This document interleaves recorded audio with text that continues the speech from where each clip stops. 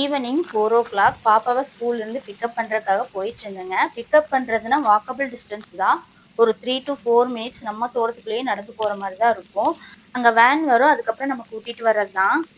போயிட்டு இருக்கும்போது மணத்தக்காளி கீரை அதிகமாக கண்ணில் பட்டுச்சு. எங்கள் ஊரில் சுக்குட்டி கீரைன்னு சொல்லுவாங்க.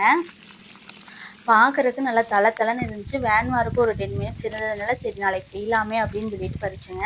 தென்னை மரத்தை சுற்றி தண்ணி பாயறதுனால அந்த தென்னை மரத்தை சுற்றி இருக்கிற ரவுண்டில் மட்டும்தான் இருந்துச்சு.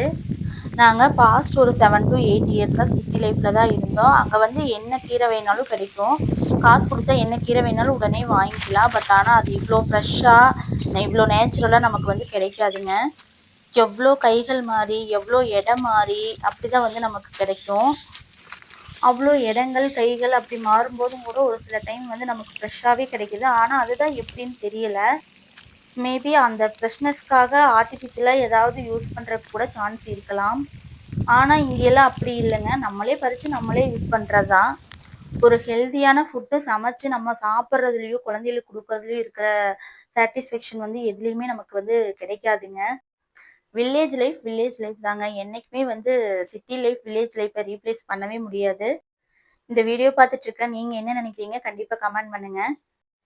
கீரையெல்லாம் பறிச்சாச்சு, கரெக்டாக வேனும் வந்துருச்சு.